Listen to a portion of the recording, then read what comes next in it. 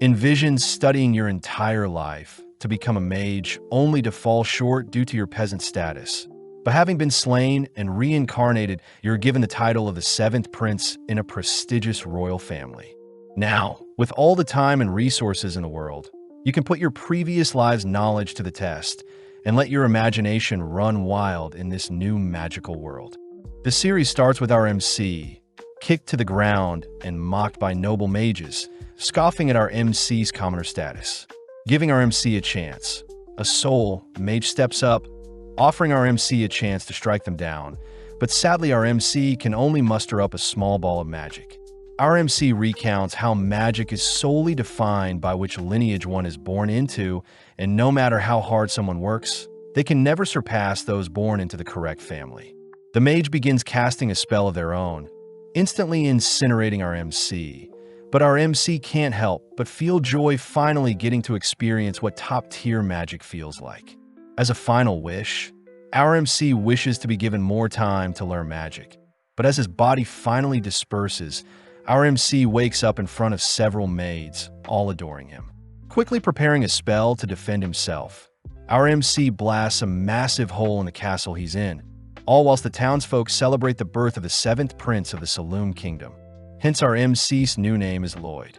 Several years later, the maids of the castle look everywhere for Lloyd, but Lloyd is clearly avoiding any attention, running into several guards only to ask them to keep his current location a secret. As Lloyd runs off, the guards wonder if they should grow closer to Lloyd, remembering how Lloyd is the seventh born in their family, so Lloyd most likely won't inherit the throne.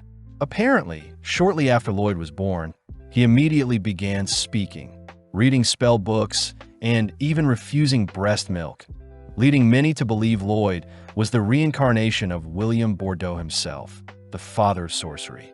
Following Lloyd, he admits that he is unsure why he can remember his past life. But slipping past the maids, Lloyd makes it to the castle's library filled with hundreds of books. As Lloyd prepares to tuck into some books, Sylpha appears, heading outside only to begin training Lloyd with wooden swords. Taking a quick break, Lloyd wonders why he still needs to train his swordplay, but Sylpha states that it is proper etiquette for any noble to wield a sword, something Lloyd already knew having been with Sylpha for 3 years. Wanting to get the training over with, Lloyd and Sylpha take a stance, both dashing towards each other only to parry each other's slashes. Impressed that Lloyd has improved so much, Lloyd knows Sylpha is still holding back, barely able to keep up as Lloyd has been secretly casting a copy spell to mimic Sylpha's swordplay. Even still, due to Lloyd's smaller body and build, Sylpha begins driving Lloyd into a corner, pushing him back. Assessing the situation, Lloyd tests out another skill to compensate for his childlike body, suddenly increasing his strength along with levitating his body. Now able to completely match Sylpha's slashes and movement, Lloyd forces Sylpha to take things more seriously. But when Lloyd attempts to weave in a sneak attack, Sylpha catches Lloyd off guard. Having already known Lloyd was using magic, Sylpha trips Lloyd, only to disarm and smack him on the head, revealing Lloyd's levitation magic. On top of things, Sylpha points out that Lloyd's sword had been extended to give him better reach. But Sylpha can't help but be amazed that Lloyd was able to cast 2 spells at once, something court mages struggle to do. As Sylpha hugs Lloyd tight, Lloyd feels lucky that Sylpha didn't recognize his physical enhancement spell nor his copy spell, meaning Lloyd was actually casting 4 spells at once. That evening, Sylpha drags Lloyd with her to take a bath in the girls' bathing area, catching the attention of other maids as they tell Lloyd about a powerful demon sealed away in a book by the name of Grimoire, capable of wiping out their whole town. Sylpha adds that the grimoire is hidden in an underground library, but suddenly the girls find it adorable Lloyd is acting strange, all fighting over whose bed Lloyd will be sleeping in tonight. Sneaking off, Lloyd grows intrigued by this hidden library, sneaking around at night with a concealment spell. Easily sneaking past the guards in front of the forbidden library, Lloyd manages to break the powerful seal keeping people out, amazed to see the vast library still standing. Taking a look around, Lloyd begins reading some books, suddenly spotting books in particular begin to float around him. Unveiling its dragon head, the book introduces itself as Grimoire, asking Lloyd to unseal it. Knowing Grimoire is the monster Sylpha spoke about, Lloyd grows skeptical seeing Grimoire offer Lloyd some gold. Inspecting the gold, Lloyd says he knows Grimoire used creation magic along with some dust to make the gold, shocking Grimoire. Hearing that Lloyd plans on strengthening the seal on the demon, Grimoire gets terrified, stating that he has calmed down and no longer wants to wipe out the world, but Lloyd isn't buying it. Desperate, the demon offers to teach Lloyd some ancient magic, but that finally gets Lloyd to listen. Yearning to learn more, Lloyd instantly dispels Grimoire's current seal, surprising the demon as he fires off a devastating ancient spell at Lloyd, shredding the surrounding library. As the smoke clears, the demon is horrified to see Lloyd has erected a perfect barrier, a spell that consumes and nullifies Grimoire's volley of ancient spells. Getting hot and steamy, Lloyd reaches out to the remaining residue of ancient magic around his barrier, allowing the magic to tear away at his finger as Lloyd begs Grimoire to show him more. Pissed, Grimoire duplicates his head, beginning to cast a dual spell, but once again Lloyd's barrier perfectly blocks it. Inspecting the spell, Lloyd knows that such a spell can only be cast by demons with two mouths, but it's simply an advanced version of the same spell from earlier. Terrified at Lloyd's capabilities, Grimoire attempts to flee, but Lloyd has preemptively constructed barriers to keep anything else from being destroyed. Trapping the demon in one of his barriers, Lloyd lets loose a fire spell of his own, burning up the demon all whilst trapped in one of Lloyd's barriers. After a while, Lloyd realizes that Grimoire is still alive, asking Grimoire to wait as Lloyd reverts all the damage done to the library. Amazed by Lloyd's amazing feats, Grimoire decides to call Lloyd Master, but Lloyd is more curious as to why demons can't be slain with magic. Seeing as he is no match, Grimoire offers to be Lloyd's familiar, only to transform into a cuter form. Offering to sit inside Lloyd's pocket, Grimoire takes the chance to dive into Lloyd's mind, mortified by the dense mana a mere child has. Knowing that he stands no chance, Grimoire asks to be called Grim, choosing to obey Lloyd's every command for now. Several days later, a blonde boy suits up like normal, heading through the mansion only to enter the library. As Grim hides, Lloyd greets his big brother Albert, both heading outside to see Albert training. Casting a small spell, Albert knocks down his target flawlessly, something Lloyd expected since Albert is the second prince, both smart and physically capable.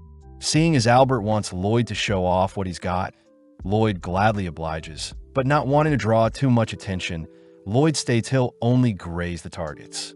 Firing off multiple spells, Lloyd successfully tricks the onlookers into believing Lloyd isn't as competent as Albert, but Lloyd is more curious about adding spin to each of his magic spells. With Albert briefly glaring at Lloyd, Albert asks that Lloyd use the training area as he likes, heading elsewhere with his party. Now alone, Lloyd gets excited, wanting to mimic Grim's dual incantation with two heads.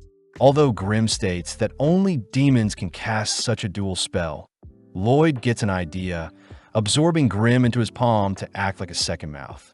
Impressed that Lloyd knew of such a technique, Grim and Lloyd begin chanting simultaneous spells, but Grim instantly gets freaked out not recognizing the spell Lloyd is chanting.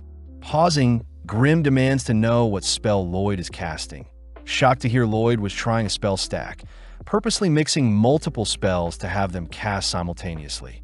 Hearing that Lloyd was trying to stack on 100 spells at once, Grim yells that only 2 to 3 spells can be stacked, otherwise the incantation would take too long. Understanding the situation, Lloyd takes over Grim's mouth, both taking a deep breath only for both mouths to begin chanting powerful spells. Seeing as Lloyd is folding together the essence of 2 magic types itself, Grim fears that the output would be devastating, watching as Lloyd incredibly unleashes a dual spell that ruptures into the skies. At the same time, Albert's retainers wonder why Albert spends so much time with a talentless boy like Lloyd, but Albert corrects them, stating that Lloyd had intentionally grazed all the targets the same way, believing that Lloyd will become a great sage one day. With one of the retainers refusing to believe so, we cut outside to see Lloyd has massacred the surrounding area, even tearing a hole through the stratosphere to reveal the constellations themselves. Briefly admiring the sky, Lloyd rushes to repair the clouds, returning the nighttime back to daytime. The next day, Grimm shows off the newspaper reporting on a mysterious phenomenon tearing apart the skies. But Lloyd is more fixated on the story on the back of the newspaper regarding adventurers conquering a dungeon and bringing back loot. Wanting to explore a dungeon of his own, Grimm struggles to hold back Lloyd, but Lloyd reassures Grimm that he's got everything figured out. Taking out an acorn, Lloyd casts a growth spell, creating an exact clone of himself that mimics his movements. Although Grimm is impressed, Lloyd is still worried, knowing that Silpha observes and tracks every bit of growth Lloyd experiences, meaning a mere dummy clone won't trick everyone. Getting an idea, Lloyd successfully manages to escape the castle undetected, asking Grimm if everything is fine on his end. It turns out that Lloyd had placed Grimm's soul into his clone's body, all whilst absorbing Grimm's body into his palm. Now that Lloyd's clone is more lifelike, Lloyd successfully tricks the maids, but Grimm wonders if he can cause a mess while Lloyd is gone. Sadly, since Lloyd can still communicate with Grimm, Lloyd thanks Grimm for all the help, flustering Grimm as he chooses to make Lloyd proud and not act up. Having flown far enough from the castle, Lloyd wonders where he can find a dungeon, suddenly halting as he spots a pink-haired girl fleeing from some monsters. In an instant, the girl sends one of the monsters flying, blitzing around only to begin dismantling the monsters, finishing off with an energy blast that shreds the monsters. Having witnessed everything, Lloyd recognizes the girl's techniques as a form of chi, something martial artists use. Having detected Lloyd, the girl calls Lloyd to show himself, but when Lloyd hesitates, the girl marks Lloyd as an enemy, rushing to his location. Not wanting to unveil his identity as the seventh prince, Lloyd manages to come up with a disguise, created using Lloyd's current looks and Albert's physical structure. Lloyd takes on the name of Robert, learning the girl's name is Tao, but Tao is revealed to have fallen for Lloyd's disguise. Having been locked away due to her training, Tao states that she'll make Robert her boyfriend no matter what, agreeing to accompany Lloyd into a nearby dungeon, since she is a B-ranked adventurer. Upon entering the dungeon, Tao begins carving through the monsters to impress Lloyd, but sadly Lloyd is more interested in the shiny ores nearby. Venturing deeper, the two strike up a conversation, learning that Tao had been traveling alone for a while.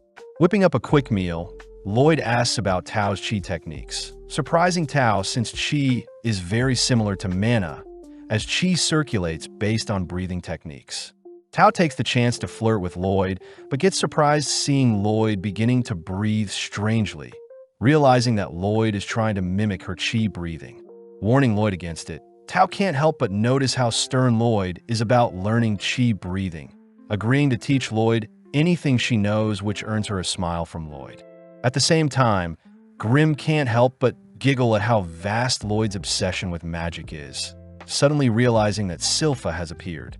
Back in the dungeon, Tao shows off a chi blast, easily destroying the boss of the dungeon only to point Lloyd to the final treasure chest. Lloyd grows curious as to the overall build of the treasure chest itself, something Tao finds adorable. But on top of things, Tao notices Lloyd's breathing has grown stable, celebrating as Tao has finally found a perfect match that her family has to approve of.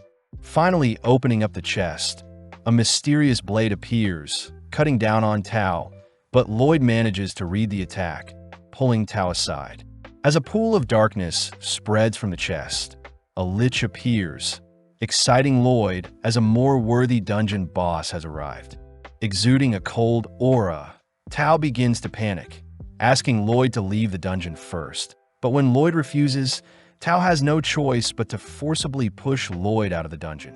Evading the creature's strange magic, Tao states that a lich is a creature even A-ranked adventurers struggle with. Therefore, she plans on stalling the creature long enough for Lloyd to escape. Flying through the air, Lloyd is sad as he wanted to watch the lich in action, but erecting several barriers, Lloyd halts his movements. When Lloyd asks for Grimm's advice, Lloyd notices Grimm is barely responding, begging Lloyd to come home. At the same time, Tao grows more fatigued, looking for an opening to escape herself. But the Lich suddenly speaks up, having identified Tao's Qi technique. The Lich scoffs at Tao's inferior technique to magic, annoying Tao as she states that Lloyd was the only person that thought of Qi as interesting, unlike every magic user Tao ran into. Breathing in, Tao bolts forward, clashing into the Lich's barrier. But having anticipated such a thing, Tao begins to fire off hundreds of punches, ultimately breaking a hole in the Lich's barrier. Collapsing to the ground, Tao knows she has completely exhausted her energy, hopelessly watching as the Lich appears behind her, mocking her pathetic attempt. Choosing to end the battle, the Lich fires off another shard of magic. But Lloyd appears, nonchalantly blocking the spell along with reassuring Tao that he's here to help. Seeing as Lloyd needs to return home to Grim quickly, both the Lich and Lloyd begin chanting spells. But in an instant, Lloyd dashes behind the Lich, a technique the Lich doesn't recognize. Firing off a volley at Lloyd, the Lich watches as Lloyd begins stalling by erecting a barrier. But taking a deep breath, Lloyd combines a movement spell with his Qi breathing technique. Dashing around the Lich, Lloyd notices the Lich firing more magic at his barrier. But Lloyd's barrier easily defends, giving Lloyd more time to perfect his breathing. Seeing as his own barrier is slowing him down, Lloyd shatters his own barrier, accelerating further as he maneuvers around the dungeon, all whilst evading the Lich's magic. Finally condensing two techniques into one, Lloyd counters the Lich's magic with a technique he just created, firing off hundreds of slashes, all whilst tuning the spell's speed and sharpness. Terrified to see a mage using Qi, the Lich attempts to hold on, but seeing Lloyd's technique shredding his spells, the Lich is forced to project a barrier, but Lloyd's technique cuts clean through both the barrier and the Lich itself. Dazzled by Lloyd's show of strength, Tao and Lloyd finally claim the dungeon's treasure, disappointed to see a mere rusty blade infused with mana as their reward. Out of nowhere, the dungeon begins to crumble, beginning to retract the treasure chest, leaving Lloyd and Tao to keep the old blade only. Wanting to inspect the treasure chest itself, Lloyd sticks around to take the chest as well, but they are both forced to escape before the dungeon closes. Outside, Tao asks about Lloyd's new technique he created, something Lloyd isn't sure of himself, but Tao recognizes it as a secret Qi technique she has only heard of in tales. As Lloyd flies off, Tao promises to grow stronger so that Lloyd can finally pay more attention to her. But Tao forgets to ask where she can find Lloyd. Flying through different regions, Lloyd finally returns home, spotting his clone all beat up. Grim reveals that Silpha had asked for a sparring match like usual, but grew disappointed seeing how weak Lloyd's clone had gotten, beating his clone senselessly.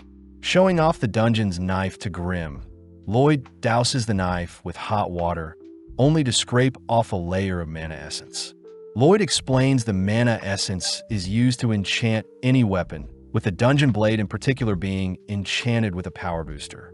Placing the mana essence into a flask with water, Lloyd shakes up the flask, only to cast a purification spell in order to extract the ingredients of the mana essence. Revealed to be a mixture of oil, silver, and hematite, Grim recognizes the ingredients as materials from a monster core, giving Lloyd the idea to create more essence since he had retrieved the dungeon's core in the form of the treasure chest. Needing silver, Lloyd rushes to ask his father, King Charles, for a bag of silver coins, only to begin melting the silver down. Next, Lloyd spars with Silpha for a wager, managing to catch Silpha off guard with a sneak attack combined with some magic, but Silpha had reacted fast enough, appearing from one of Lloyd's creations, only to defeat Lloyd. Even after losing, Silpha agrees to give Lloyd the jar of oil he had asked for, scaring Grim as Silpha was even able to defeat Lloyd with her pure swordsmanship skills alone. With all the ingredients needed, Grim and Lloyd complete the mana essence, rushing to Albert to ask for a weapon to enchant. Seeing as his adorable Lloyd is requesting something of him, Albert asks for his knights to hand over their weapons, all immediately offering Lloyd all their weapons to enchant. The knights know that enchanting weapons usually go horribly, all bidding their precious swords goodbye as they have no faith in the 10-year-old Lloyd to enchant their weapons. But having heard all of the knights mocking his master, Grim gets fired up to prove the knights wrong. As Lloyd begins layering on 2 to 3 enchantments, Lloyd unfortunately shatters the first blade, being too weak to withstand Lloyd's enchantments. Soldiering on, Lloyd works through the night, only to report to Albert that he managed to enchant 50 out of 120 swords, frightening Albert, as even the greatest enchanter has only a 10% success rate. Inspecting the blades, one of the knights refuses to believe Lloyd enchanted the blades, but when the knight goes to sheath his blade, his holster is suddenly cut into 2 by the newly enchanted sword. Spotting a glowing blade in particular, Albert is mesmerized by the enchantments, offering Lloyd to join him on a monster hunt given by their father. Heading out of town early the next day, Lloyd accompanies Albert and Silpha, all heading towards a forest via carriage. Lloyd asks where the monsters they are hunting will be, excited to hear the monsters reside near a lake, especially since Lloyd can see how strong his enchanted blades are. As Silpha admires Lloyd's adorable expressions, Albert can't help but tease Silpha for clinging on to Lloyd too much, but Albert is silent seeing Silpha draw her sword. Just then, Silpha detects creatures approaching, spotting that the monsters are all wielding steel equipment. Pumped up, the knights protecting Lloyd and Albert all rush into formations, ready to test out their new enchanted gear. All whilst Grim spots Lloyd using a chi breathing technique to detect all objects in his surroundings. Plus, Lloyd always has his barrier spell ready to protect himself. Seeing the knights engage the monster, the knights flawlessly cut through the creatures, all thanks to Lloyd's enchantments. Praising Lloyd, Albert declares that Lloyd truly is a prodigy, but they both suddenly spot a monster rushing them. Before the two can react, Tao appears, dispatching the creature. Having sensed a cute guy nearby, Tao had rushed over, crouching beside Lloyd only to realize Lloyd is using a chi breathing technique. Plus, Lloyd looks very similar to Robert. As Tao senses another monster attacking from behind, Silpha is forced to save her, demanding that Tao step away from her precious Lloyd. Stopping the girls from fighting, Albert asks Tao to accompany them, all setting up camp for the night near a lake. Thanking Tao for escorting them, Tao points out how although Albert is cute, Albert wasn't the cute guy she was detecting. Hiding from Tao, Lloyd realizes it's his chi breathing that may blow his cover, choosing to lay low and hide in his tent for the rest of the night. But Lloyd suddenly realizes that Silpha was changing in his tent. Demanding to know why Silpha is sharing a room with him, Silpha states that she is the only person that can protect Lloyd, trapping Lloyd between her thighs. Entering the tent, Tao is flustered seeing Silpha pinning Lloyd down with her body, swiftly evading a dagger thrown by Silpha. As the girls begin to bicker and argue, Lloyd manages to sneak away, but Albert teases Lloyd for attracting so many girls. Albert points out how Silpha has changed a lot ever since she started looking after Lloyd, shaking as he remembers something. But at the same time, Silpha and Tao beat up the knights watching them arguing. As Silpha puts on some clothes, Tao says she has been hired to fix up a nearby shrine, but before Tao can leave, a monster appears smashing up a portion of the campsite. As everyone prepares to engage the creature, they all recognize it to be a bear wolf, but as the knights begin attacking the creature, Grim is seen acting weird due to the broken shrine nearby. As Tao distracts the creature, she buys enough time for Albert to draw his sword, suddenly casting an infernal spell that incinerates the wolf in one shot. Surprising everyone, they all thank Lloyd for Albert's newly enchanted sword, but Grim finally remembers that the nearby shrine used to seal a powerful demon. As the smoke clears from Albert's explosion, the corpse of the wolf, along with various other monsters, suddenly appear, giving rise to Demon Pazuzu, who had been hiding in the wolf's mouth. Pissed that people are slaying its servants, Pazuzu has its monsters attack, but Albert soon realizes the monsters have insane regeneration. Lloyd asks if Grim and Pazuzu are friends, but Grim says they aren't, uttering that Pazuzu is puppeteering the monsters with its dense mana along with regenerating their wounds. Intrigued, Lloyd asks Grim to teach him the same mana transmutation technique as Pazuzu, but at the same time Pazuzu begins insulting the humans for losing slowly at the hands of his beast army. When Pazuzu begins to insult Lloyd, Silpha suddenly snaps, asking Lloyd to remain hiding. With Silpha's terrifying aura erupting, Silpha is offered a role to join Pazuzu's servants. But Silpha scoffs at the idea of serving a disgusting creature, declaring she'll slay Pazuzu. Giddy, Pazuzu reminds Silpha that the monsters will continue to heal as long as he channels mana into them. Seeing Silpha shake, Pazuzu suspects that Silpha is able to sense its vast mana pool, but Silpha instead mocks Pazuzu's stinky breath. Annoyed, Pazuzu rushes Silpha with his wolf servant. But in an instant, Silpha severs the wolf's legs before it could do any harm. As Pazuzu begins to regenerate the wolf's legs, Albert and the others realize the monsters have stopped moving entirely, reasoning that Pazuzu can't control the creatures whilst it's prioritizing healing itself. Off to the side, Grim points out that transmuting mana is quite difficult since the mana needs to be correctly tuned to fit the intended target. Surprisingly, Lloyd manages to transmute a flower with his mana, even matching the color and scent of the flower. Out of nowhere, Silpha slams Pazuzu and his servant to the ground, picking up one of Lloyd's enchanted swords, admiring how finely enchanted the blade is, only to prepare to finish off the demon. Pazuzu is weirded out by how Silpha is acting, beginning to encircle Silpha, all whilst choosing to insult Lloyd in order to get Silpha to drop her guard.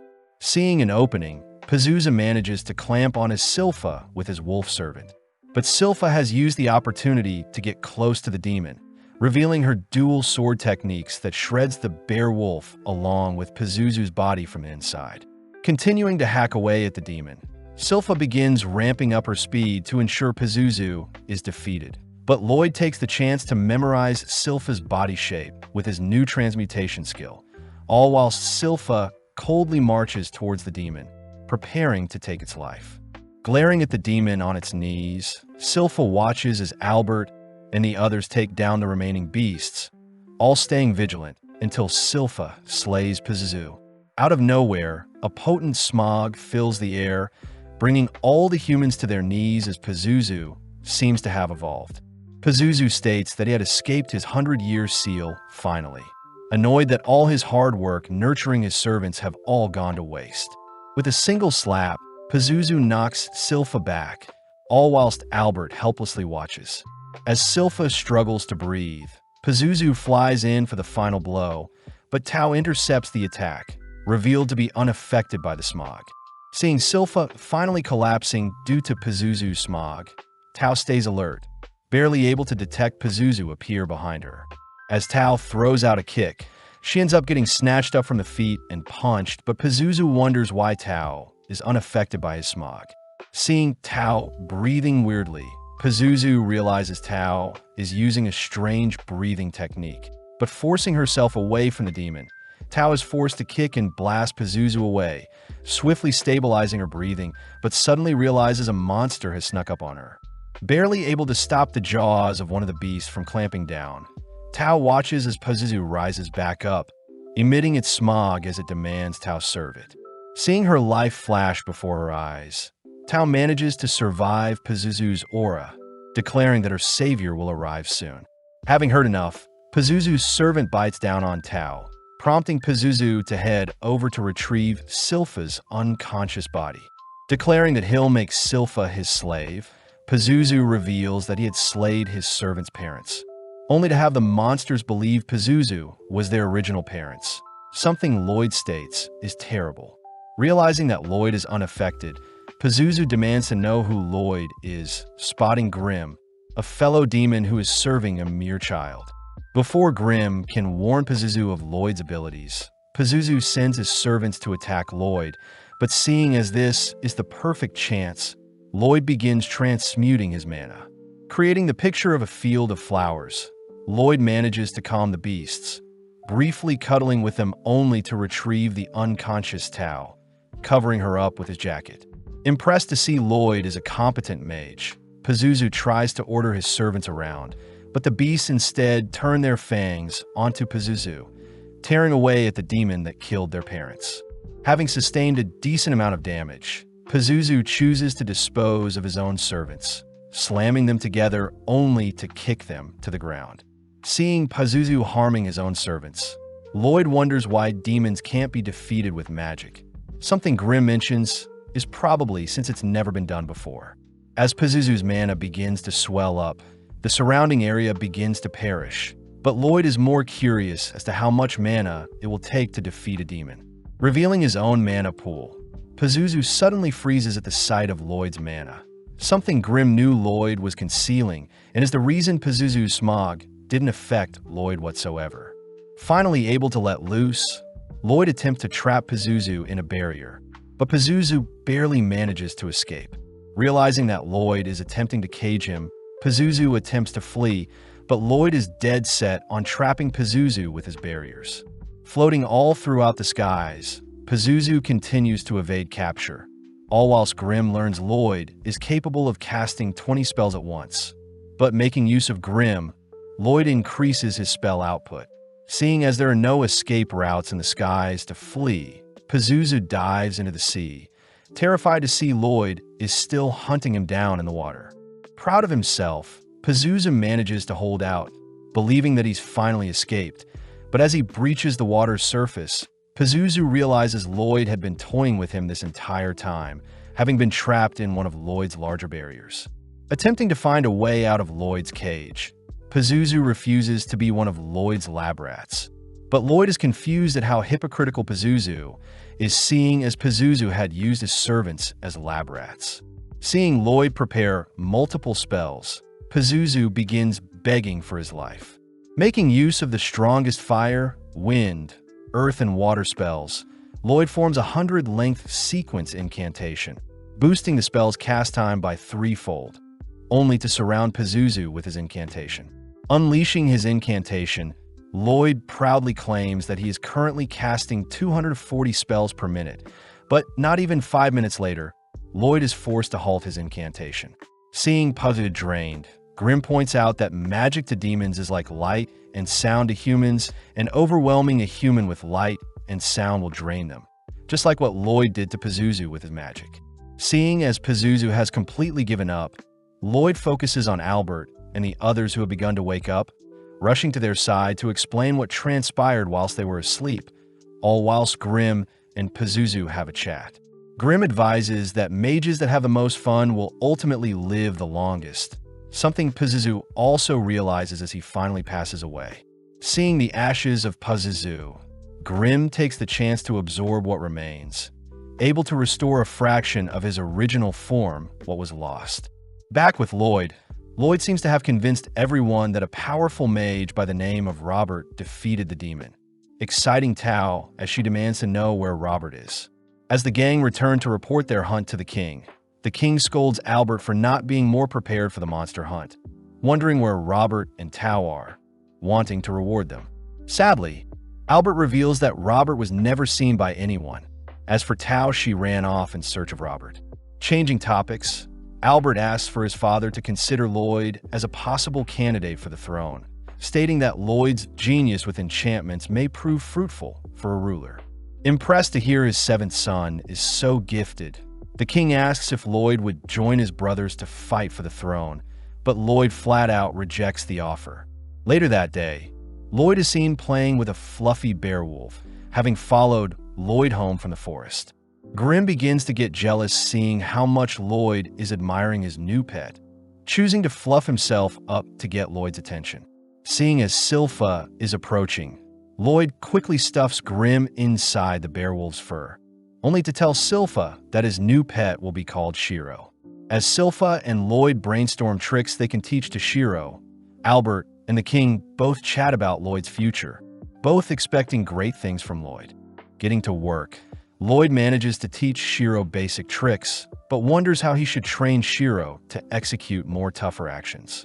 Having tried to infuse his mana with more specific commands, Shiro unfortunately isn't able to understand Lloyd's complex task, prompting Lloyd and Silpha to wonder if there is a monster expert that can help.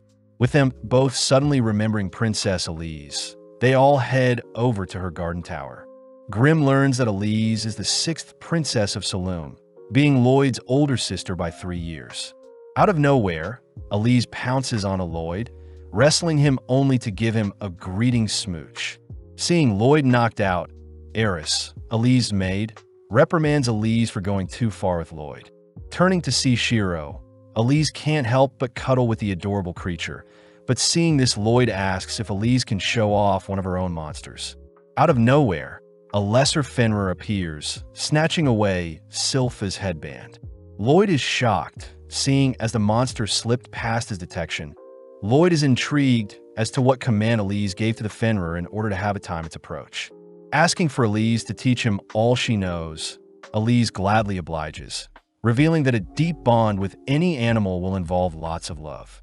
Demonstrating her powers, Elise calls for the animals to surround her, stating that love is a technique anyone can learn. With Elise sending her animals to tease Sylpha and Eris, they all suddenly spot Lloyd is calmly taming some animals of his own. Having not considered using love before, Lloyd begins to think of how he should love Shiro.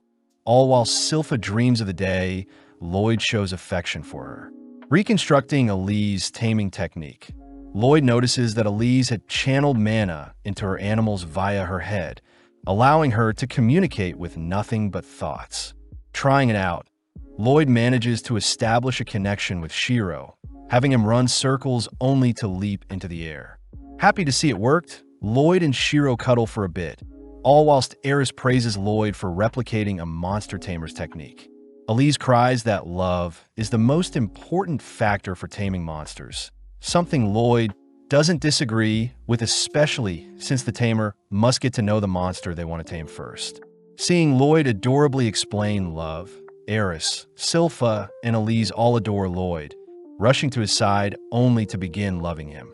As Lloyd begins heading back, Sylpha says they'll be sparring again today, but out of nowhere Albert appears, asking to borrow Lloyd for a bit. Albert calls for Lloyd's older brother Dien, the fourth prince, to show himself.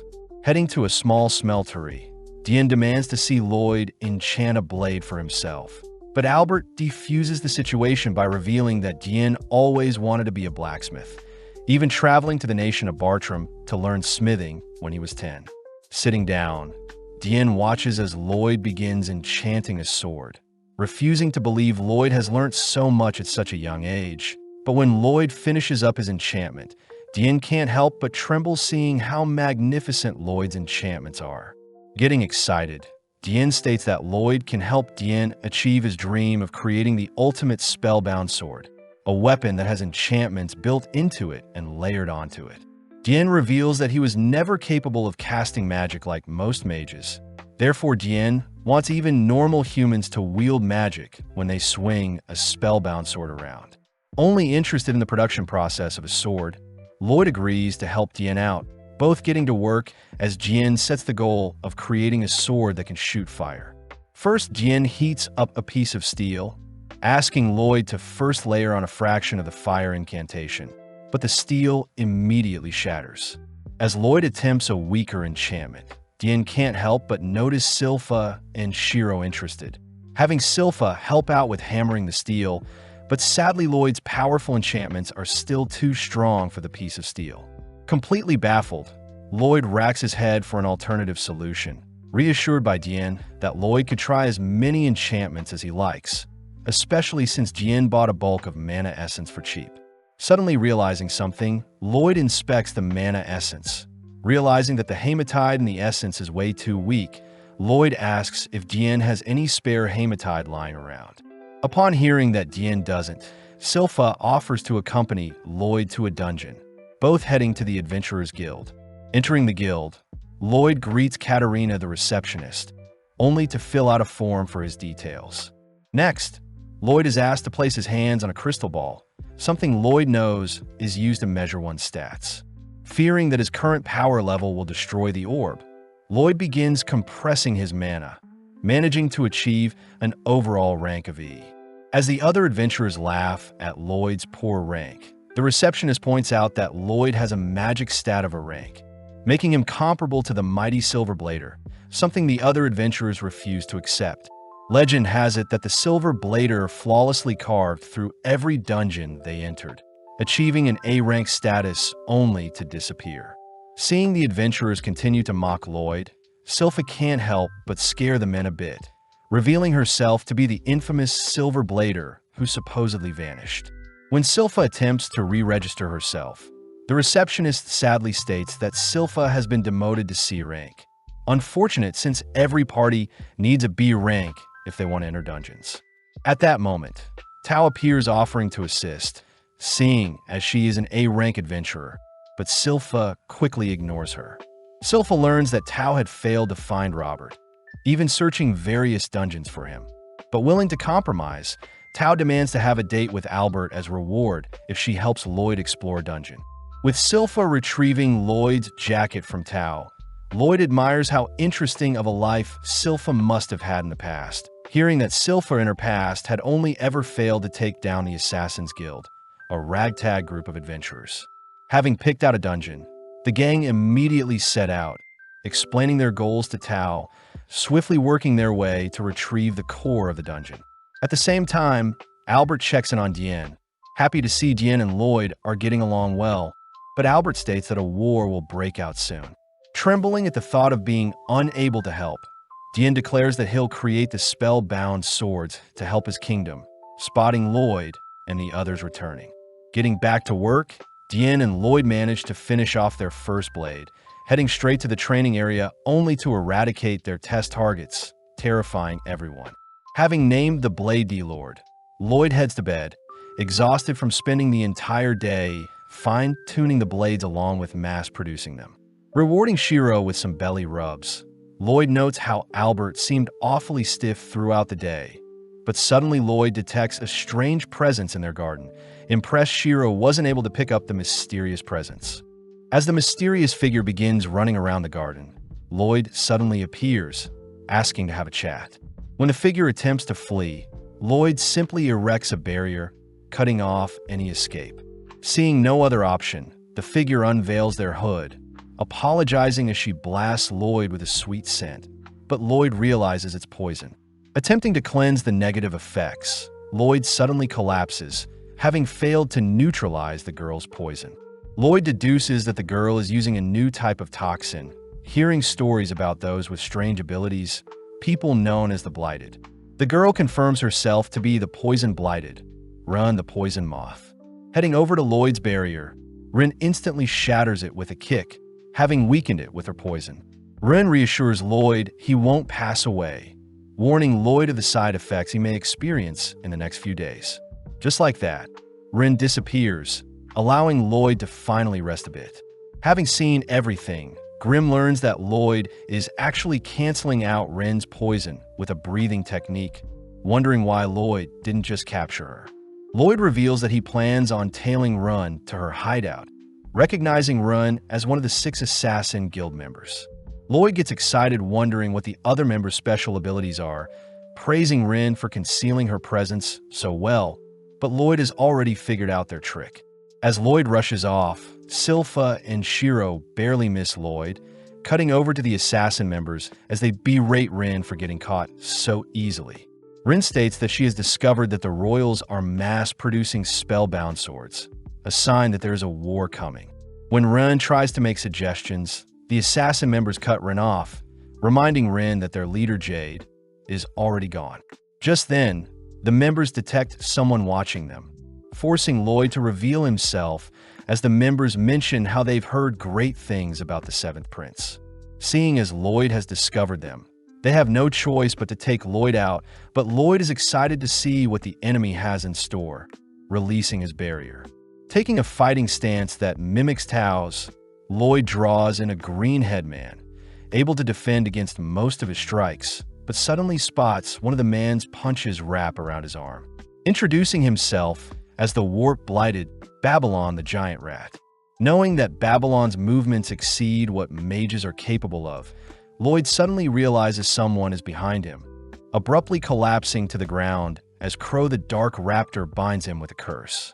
Following up, Galilea attempts to pummel Lloyd, but Lloyd uses brute strength to escape Crow's curse, but sadly gets entangled in Galilea's spiderwebs. With no choice, Lloyd ditches his clothes, ecstatic to have run into a user with curse speech along with people able to transmute their mana. Sensing another attacker, Lloyd begins evading several slashes from Talia, intrigued to see Talia impale her own leg, only to feel the pain in his legs as well. Introducing herself as the Pain Blighted, Talia gets weirded out seeing how happy Lloyd is, watching as Lloyd analyzes and reverses Talia's wound both on Talia and himself. Intrigued to see how Talia's reflection magic works, Lloyd traces Silpha's battle style, terrifying the assassin members as they reveal past trauma facing the Silverblader. With Lloyd's aura erupting, the assassin members all scramble from their positions, but Babylon is Lloyd's first target. As Lloyd catches up to Babylon, Lloyd slams him into the ground, impressed to see Babylon relax his body so as to not sustain too much damage. Appearing around Lloyd, Galilea, and Crow pinch him, but Lloyd predicts Crow's cursed speech attack, slipping out of the pinch and allowing the curse to blast Galilea into Talia instead. Before Crow can chant another curse, Lloyd appears behind him, dicing up and slamming Crow into the ground, perfectly mimicking Silpha's techniques.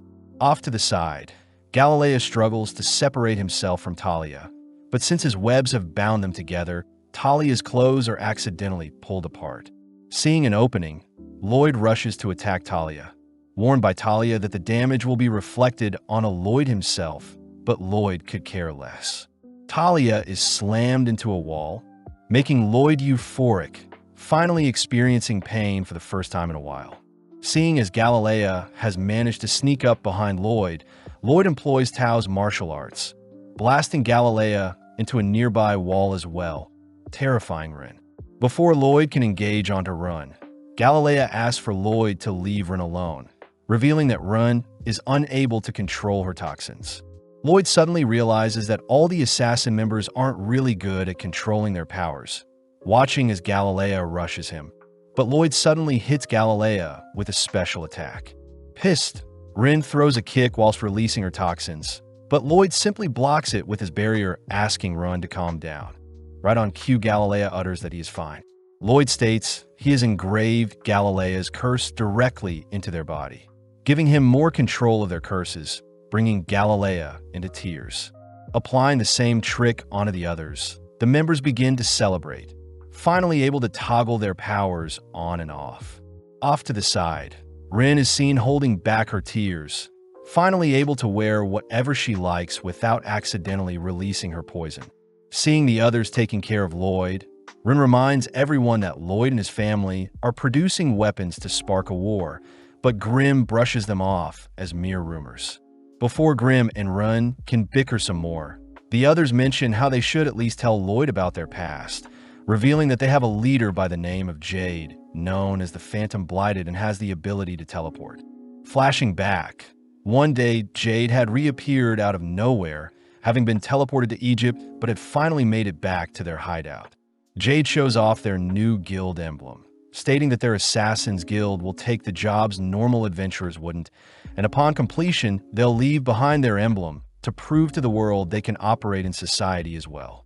Before Jade can add anymore, he is teleported away, but around the same time the Assassin's Guild found out that the Warlord of Lordist was preparing for a war. Out of nowhere, a mysterious envelope appears, but before the contents is revealed, we cut to several moments later where Silpha and Shiro have busted into the Assassin Guild's hideout. Seeing as Lloyd has left behind a letter, Silpha reports her findings to Albert, who holds back his anger, fearing that the Assassin's Guild has kidnapped Lloyd and brought Lloyd to Lordist. Worst of all, Silpha shows off the sticky clothes Lloyd had left behind, horrifying everyone as Albert and Silpha both declare they'll wage war if it means Lloyd will return safe. Cutting back to when the envelope appeared, Galilea reads that Jade had officially overthrown the rulers of Lordist, making the assassin members celebrate.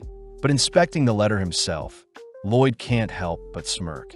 Immediately heading out, Lloyd sends everyone flying with him towards Jade's location. But we learn that Galilea and Run had asked if Lloyd could help Jade fix his teleportation curse as well. But Lloyd points out that Jade no longer needs his help, since the letter seems to have been perfectly teleported to their location. Lloyd knows that teleportation magic itself is very rare, especially being able to control it, making the members wonder if Jade was lying about his curse this whole time. Regardless, Rin says she still wants to reunite with Jade, exciting Lloyd as he says he'll accompany them. Seeing as Rin is starting to doubt Jade, Lloyd cheers Rin up, making Rin's heart flutter a bit.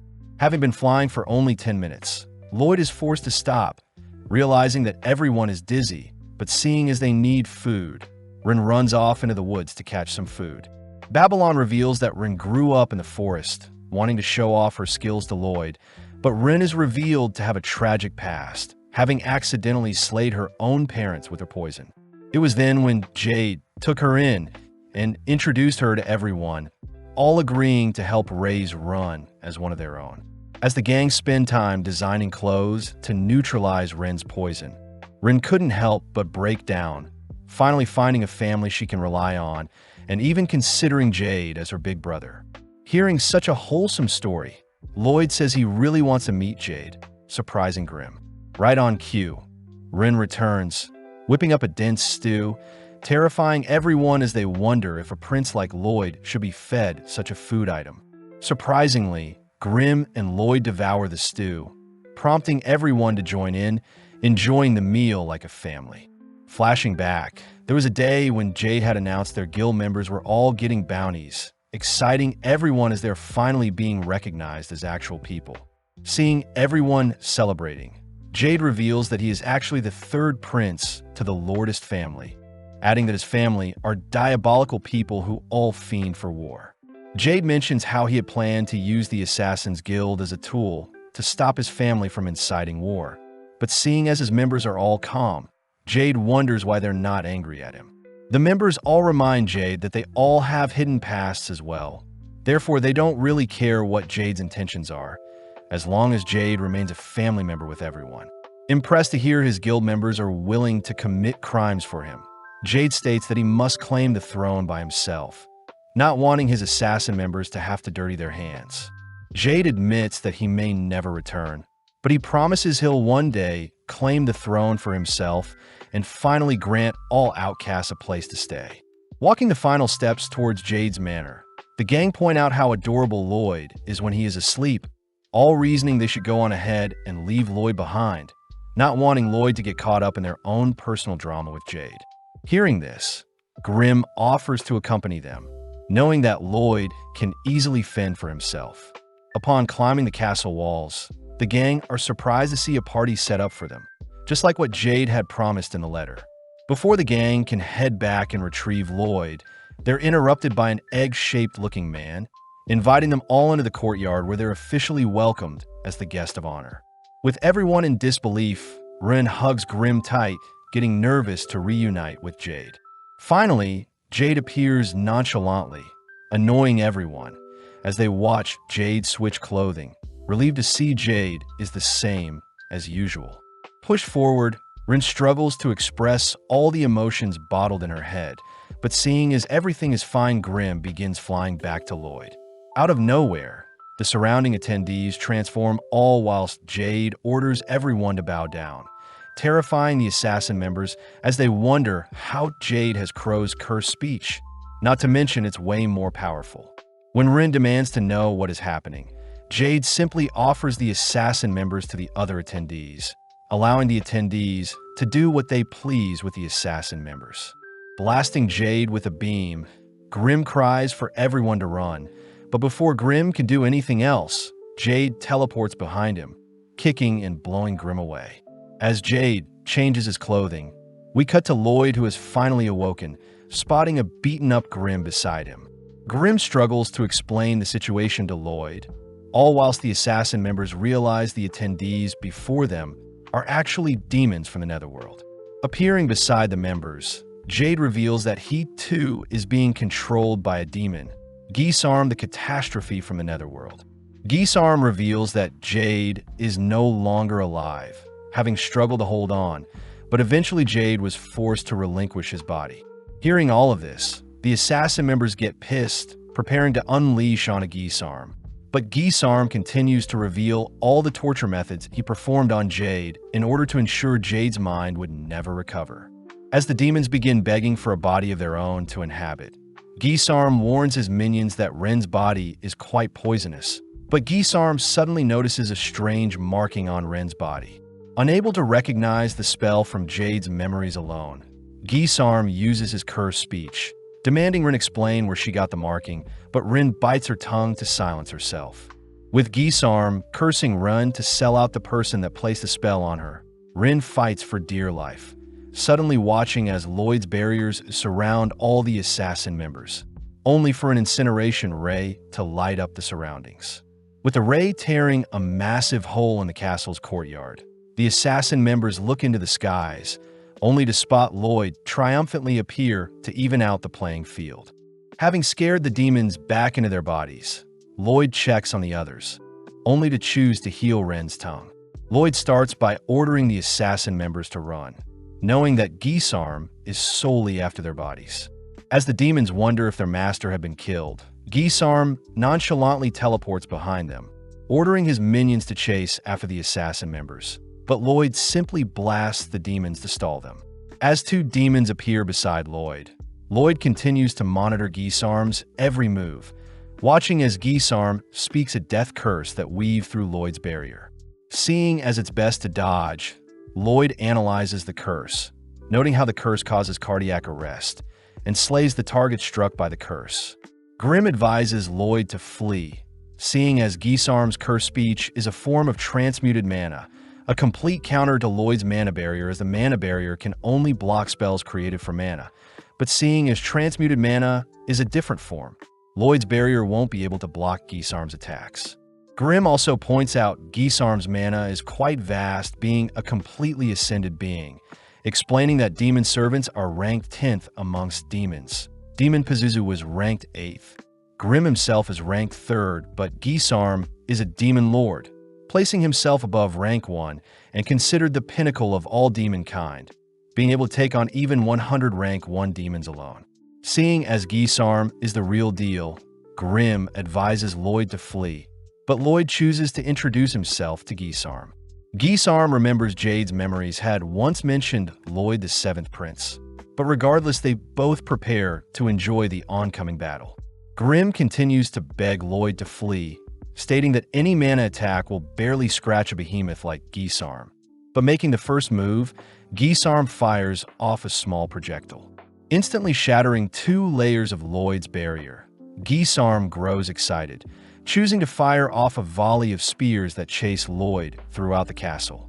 As he racks his brain for a solution, Gisarm suddenly appears above him, kicking Lloyd towards his volley of spears, but barely thinking quick enough, Lloyd conjures a stone golem to tank the volley of spears.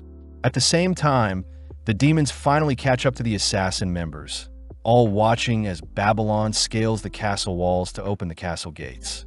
Back with Lloyd, Gisarm praises Lloyd for surviving the first wave, beginning to make fun of how weak blighted humans are, to have been born with such immense power but to never know how to control them. Gisarm mentions how Jade's teleportation powers called to him, wondering why blighted humans struggle to live amongst humans when they can offer up their bodies to demons who can make full use of blighted cursed bodies. Seeing as Lloyd is speechless, Gisarm warns Lloyd to prepare himself, snapping his fingers, only to teleport a spear into Lloyd's body.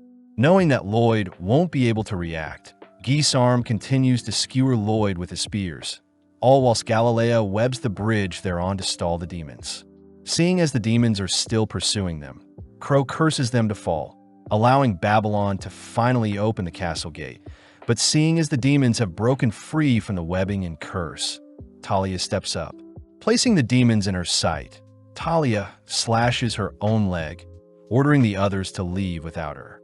Seeing the demons regenerating, Talia simply continues to hack away at her own body, stalling the demons for the others to flee, but unable to leave his family behind. Galilea chooses to shove Crow and Ren through the gate, closing the gate behind him only to join Talia.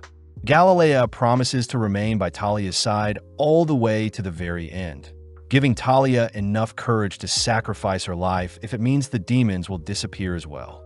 Seeing the demons attempting to stop her, Galilea holds them off with his web, watching as Talia cries out, imagining how much pain Jade must have gone through whilst trying to stop Gisarm from invading his mind. As Rin begs for everything to return back to normal, Talia pulls the trigger, all whilst Gisarm mocks Jade's memories of wanting to live peacefully with his friends. Turning to check on Lloyd's skewered corpse, Gisarm realizes he had attacked a stone statue instead, watching as Lloyd appears with a blade aimed at his neck. Nonchalantly teleporting away, Gisarm is amazed to see Lloyd is still standing, but gets thrown off hearing Lloyd wants to move their fight elsewhere. Right on cue, a swarm of fire arrows lay waste to the demons, rescuing Talia and Galilea. As the castle gate is shredded, Albert and the others triumphantly appear, declaring that they'll save Lloyd no matter what. Flashing back, we see Silpha training with her sword, easily carving through training dolls. Unfortunately, the blades Silpha wields bends before she can unleash her full strength, curious as to whether a demon may be able to draw out her full strength. Seeing Albert and the gang have arrived, Ren and the others grow excited, but suddenly Silpha and Albert turn their attention to the assassin members. Demanding to know where Lloyd is, Silpha states she'll decapitate an assassin member for every minute they keep silent, prompting Ren to reveal that Lloyd is fighting someone in the castle. Before Ren can explain who, Babylon reminds Ren that Lloyd wants to keep his powers a secret from his family. So Ren corrects herself, uttering that Lloyd is simply fighting with a very weak person in the castle. Seeing as it's an obvious lie, Silpha prepares to decapitate Ren, but Albert wonders if they should start with an adult first. Seeing as no one believes them, Ren cries that Lloyd is fighting to avenge Jade, one of their family members, but right then a demon rushes Ren. Luckily, Elise and her Fenrir gobbles up the demon, confirming that Ren is indeed telling the truth. Satisfied for now, Albert orders Silpha to go on ahead and support Lloyd, but Ren chooses to cling onto Silpha, refusing to allow Lloyd's true powers to be exposed. Out of nowhere, a volley of spears destroy the bridge the gang are standing on, forcing the demons to swim to land, but the gang realize the demons are trying to trap them from behind. As Albert and the gang rush through the gates, we see Lloyd and Gisarm making some small talk, only for Gisarm to continue pursuing Lloyd with his spears, all whilst Grim wonders why Lloyd is holding a sword. Seeing as Albert and the others are occupying the demons, Lloyd chooses to focus his full attention on Gisarm, all whilst Albert wonders how he can slay these demons. Since the demons are recovering all damage from the spellbound swords, Albert decides he'll have Silpha and Liru the Fenrir deal with them. But at the same time, Silpha tries to order Shiro to jump across the destroyed bridge in order to reach Lloyd. At first, Shiro is hesitant, but seeing as his master is in trouble, Shiro jumps as far as he can, ultimately falling into the water below. Before Silpha can give it a go, the egg-shaped man appears, slashing at Silpha, but Silpha easily defends with her dual blades. The demon is impressed at Silpha's sword play, choosing to reveal itself as a rank 8 demon, a master of the demon blade form. Back with Albert, he continues to barrage the demons with their fire swords, suddenly realizing a demon has snuck up behind him. Luckily, Babylon appears, instantly dislocating the demon's head, only to introduce himself to Albert.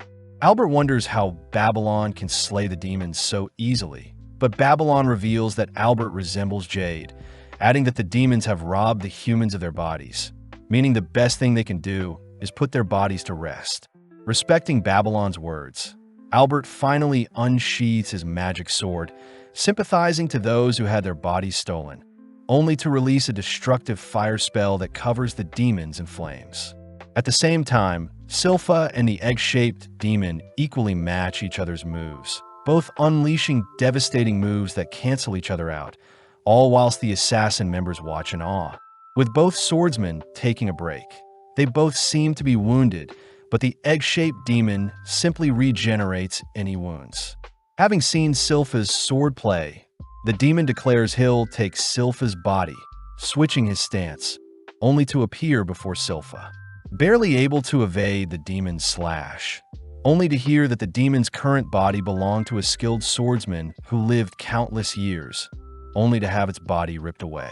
Having heard enough, Silpha shows off a new trick employing the demon's same slashing attack, shocking everyone. Silpha begins mocking the demon for not being able to copy moves like herself, calling for Shiro only to retrieve a blade Lloyd had gifted to her. Cutting back to when Silpha was training, Lloyd had surprised Silpha with a sword, mentioning how the blade is designed to withstand all of Silpha's might. Lloyd states that since demons still rely on a body to exist, a sword that slays the demon's body will still kill the demon. But in some cases, when a demon's regenerative powers is too strong, the demon must be killed with a single powerful strike. Surprised, Silpha wonders why Lloyd is giving her this sword. But Lloyd mentions how Silpha always holds back when she fights, knowing that Silpha's current swords can't withstand her full force.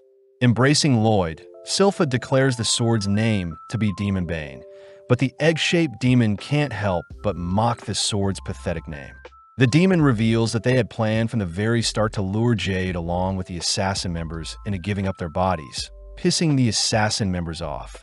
Having heard enough, Silpha takes a battle stance, forcing the demon to match her energy, but as they both rush each other, in an instant Silpha minces up the demon, ending the duel in a split second.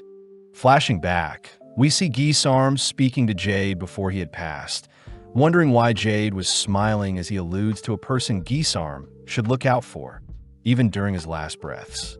Weirded out, Gisarm had tried scanning Jade's memories, but failed to retrieve all of them, having been locked out by Jade, but nonetheless Gisarm declares he'll first start a war.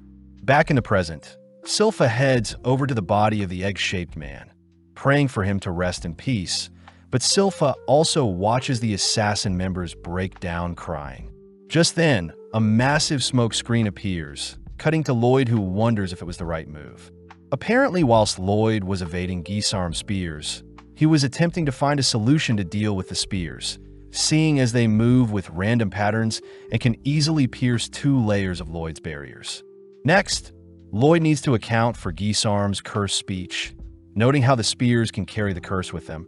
And finally, Lloyd needs to be careful of the Shadow Wolf spell, knowing that if he stays still for more than 2 seconds, Gisarm will simply teleport spears to his location and skewer him.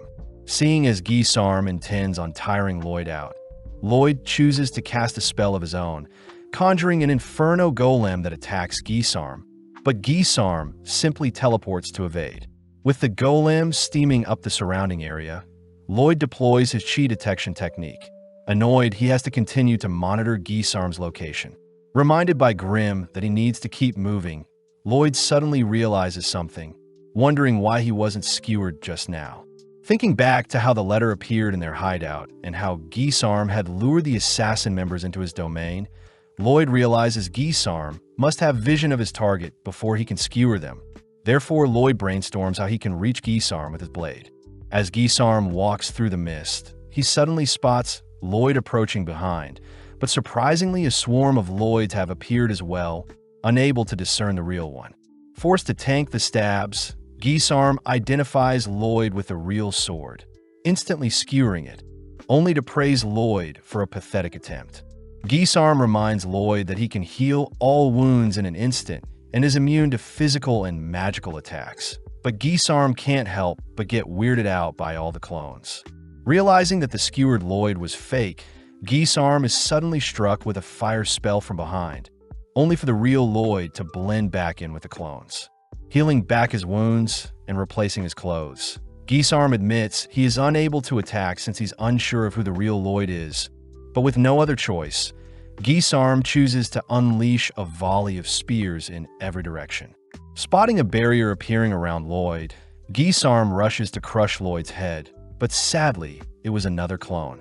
Wondering what other tricks is up Lloyd's sleeve, Gisarm watches as various clones dodge and weave, all dashing towards Gisarm, exciting Gisarm as he continues to dispatch the clones. At the same time, Lloyd blends in with the crowd, purposely dropping his barrier and instead concealing his presence with an invisibility spell. It's revealed that the sword Lloyd is wielding was a blade called Spelltaker, a blade that can convert absorbed spells into mana or allows the holder of the sword to analyze spells. Barely creeping past Gisarm, Lloyd manages to slash and analyze Jade's teleportation magic, suddenly falling into the mind that once belonged to Jade, only to realize what Jade had been hiding from Gisarm all along. Dismantling his own clones, Lloyd reveals himself, surprising Gisarm as he eggs Lloyd on. Seeing Lloyd not moving, Gisarm tries taunting Lloyd, but Lloyd refuses to budge. Lloyd explains that demons are born powerful, therefore they'll never get to experience what humans go through, something Gisarm brushes off as Lloyd's boring rambling. Having heard enough, Gisarm teleports in for a killing blow, but Lloyd surprisingly is able to intercept the strike and counter with a punch of his own. Terrified at what Lloyd just pulled off, Lloyd explains he had used chi to conceal his intentions. Plus, Lloyd had predicted where Gisarm was teleporting to. Having confirmed Gisarm's techniques are similar to Crow and Grimm's techniques, Lloyd orders Gisarm to get up. Lloyd takes the chance to ask if Gisarm remembers Jade's last words, infuriated when Lloyd utters that Gisarm will lose. Teleporting towards Lloyd, Lloyd manages to predict Gisarm's movements, intercepting and pummeling Gisarm with various attacks. Continuing to cut off Gisarm's movements, Lloyd manages to blast Gisarm with a double-casted spell, sending Gisarm back into the pit of magma created by Lloyd's initial death ray. Knowing that his body won't recover from magma, Gisarm desperately teleports away, but Lloyd is already there to intercept. Lloyd begins remembering back on the times he spent learning magic, reminiscing on kind, scary, and fun people he met along the way. Seeing Gisarm speechless, Lloyd orders that Gisarm try something new, but seeing as Lloyd wants to see his full power, Gisarm reveals his trump card. Gathering all the mana in the surrounding area, Gisarm reveals his mortal dark sphere, encouraging Lloyd to attempt to block it. As Gisarm releases the catastrophic spell onto Lloyd, Lloyd nonchalantly erases it with a wave of his palm, revealing that the spatial class spell, Void, is a similar variation of Gisarm's trump card. When Lloyd had first learned of such a spell, he had experimented with the Void spell in different ways. One way included colliding two voids together, a phenomena that causes both colliding voids to cancel out. Hearing all of this, Gisarm refuses to accept a mere child is capable of demonic-level magic, blinking behind Lloyd only to grab a hold of him. In that moment, Lloyd gives Gisarm a taste of his true mana, mortifying Gisarm and Grimm as they stare off into Lloyd's limitless mana pool. Retaliating with void spells of his own, Lloyd fires them off to hunt down Gisarm, all while Shiro, Liru, and Silpha begin dismantling the remaining demons. Silpha notices that the demons are moving slower than usual, suddenly spotting Rin infecting the demons with her poison. As Albert struggles to see past the mist, he wonders why the sun hasn't risen yet, cutting to Gisarm, who is being absorbed by Lloyd's void spell. Struggling to break free, Gisarm attempts to leave the body behind, but as Jade's body clamps onto Gisarm's demon form, Gisarm realizes there is no escape, desperately impersonating Jade only to beg for his life. Disgusted by Gisarm's pathetic pleas, Lloyd conjures another void to pinch and crush Gisarm, all hearing Gisarm's frustrated cries for help.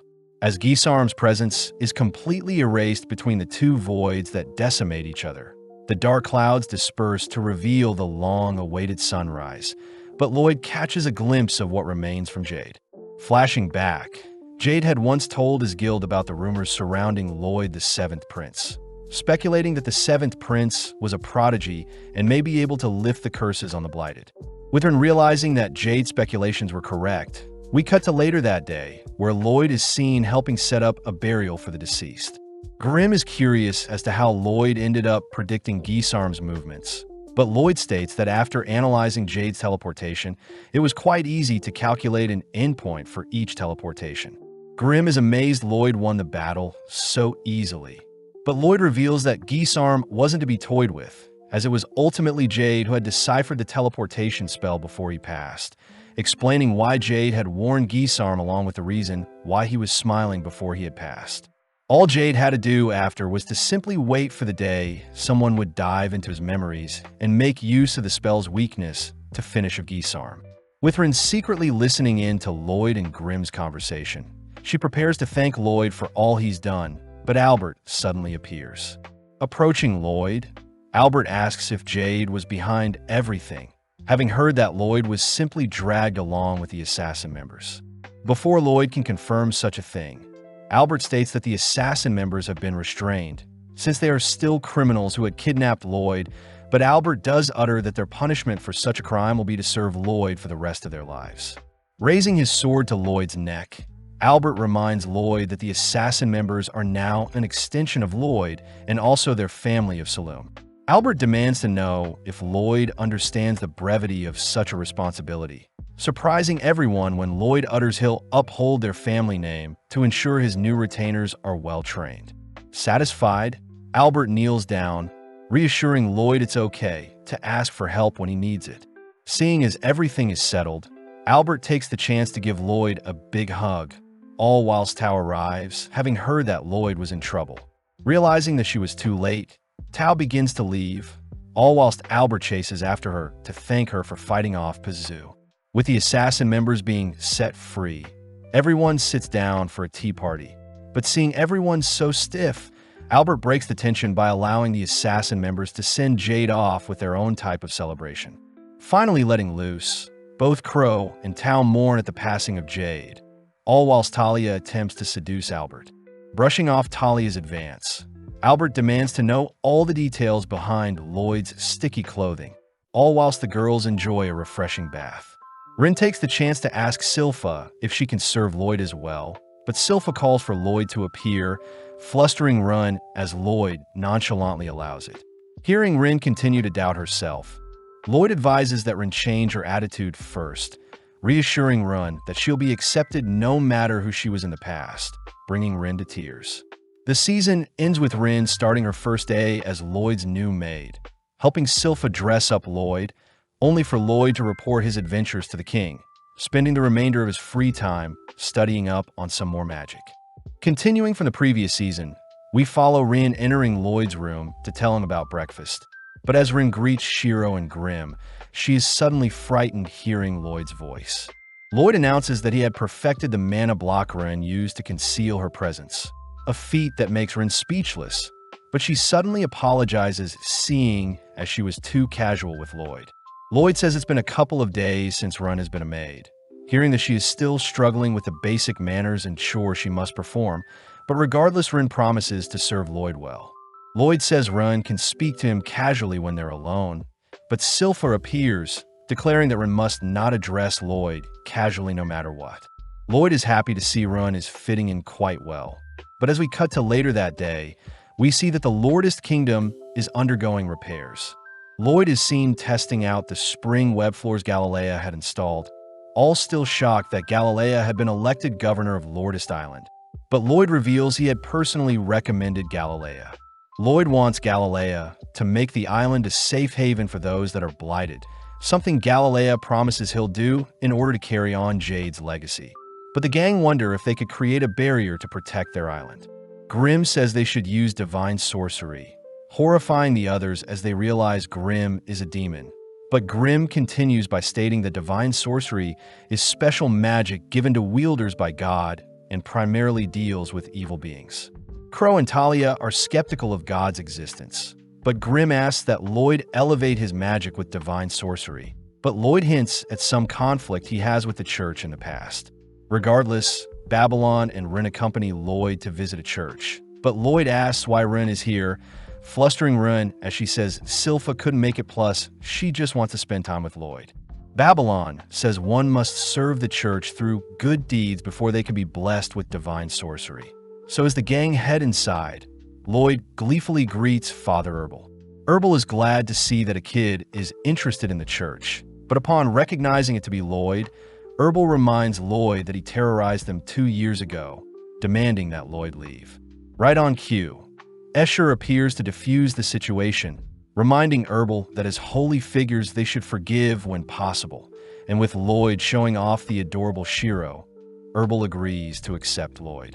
With Herbal taking some time to adore Shiro's fluffy fur, he assigns Lloyd, Babylon, and Rin-appropriate attire along with a set of chores to start them off. Sadly, within a few minutes, we see Lloyd bored out of his mind, even accidentally breaking a shiny-looking vase only to mindlessly wander away. Escher cries that Lloyd needs to clean up after his mess, but seeing Lloyd apologetic, Escher says it isn't Lloyd's fault. Escher realizes the broken vase is one of Herbal's favorite antiques, wondering how she'll explain things to Herbal, but Lloyd finally feels bad, agreeing to help tidy up his mess. As Run and Babylon arrive, they ask what Lloyd was like in the past, making Escher reminisce as she says Lloyd only loves magic, suspecting Lloyd is here today to learn divine magic. Apparently 2 years ago, Lloyd would break things as well, having zoned out when doing mundane tasks, and Escher would never scold him seeing how adorable he was. Lloyd wanted Escher to punish him with some divine magic, but Escher says such magic isn't used for discipline, and when Escher asked Lloyd to sing together and annoyed Lloyd left the scene. Out of nowhere, a demonic-looking monster had attacked their church, something we now know was Lloyd's doing. But when some of the debris from the monster's rampage flew towards Lloyd, Escher had dived in front of Lloyd to protect him. Strangely, Escher was more worried about Lloyd's well-being, even after sustaining a decent amount of damage, something that made Lloyd regret his decision as he retracted the demon and confessed. Ren and Babylon are horrified at what Lloyd did in the past, but Escher says Lloyd isn't a demonic spawn, still remembering the time when Lloyd sang with everyone and entranced the other singers with his magnificent performance.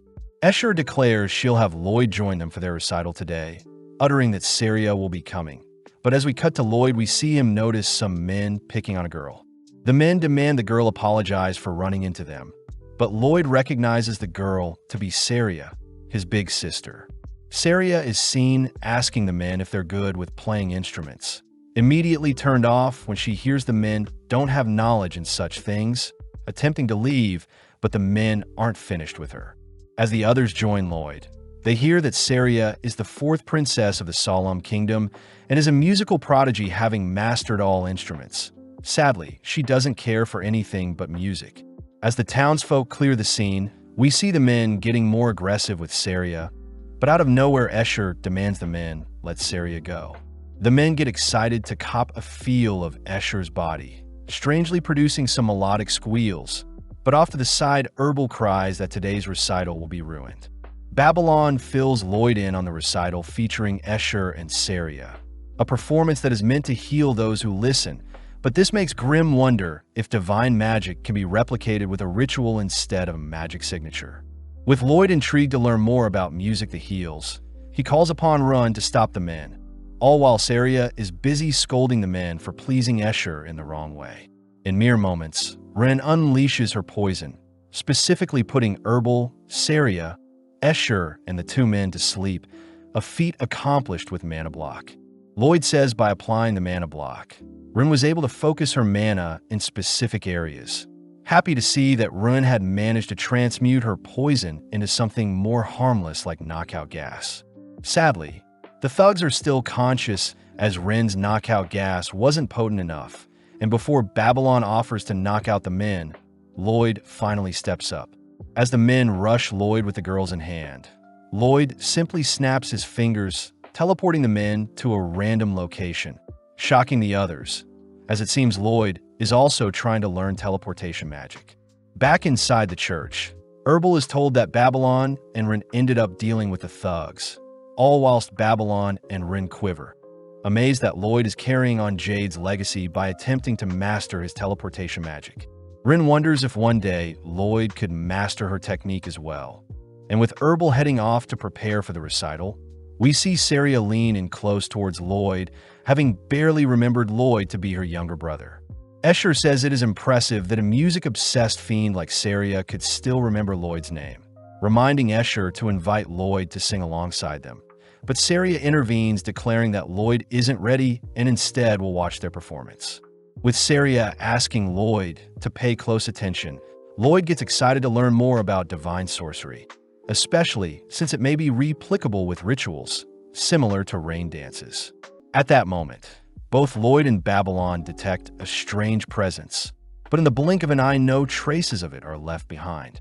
As the gang sit down to enjoy the show, we see Escher and Saria take center stage, and with a single note, Saria sets the tone of the recital. Instantly, Escher's voice and Saria's musical notes entrance the audience, a beautiful symphony of sounds that brings the onlookers into tears. Lloyd is amazed by the recital, taking the chance to draw his blade as he slices the magic around him only to analyze the mana signature to resemble a healing spell with a strange pattern. As specks of light rain down and heal the audience, Lloyd admits that Escher's divine magic is something he can't learn just yet, but more interestingly enough, Lloyd can sense a gaze watching over the recital. Lloyd says a being very high above them is watching, wondering if it could be one of God's servants, only to teleport away before Run and Babylon's eyes. Having used Shadow Wolf to teleport to the mana signature watching them, Lloyd is seen flying endlessly through space, suddenly smashing into a strange realm filled with clouds. As Lloyd and Grimm explore the cloud-filled scenery, they stumble onto a structure with their culprit sitting atop the stronghold, declaring that the figure before them was the one gazing at them from above.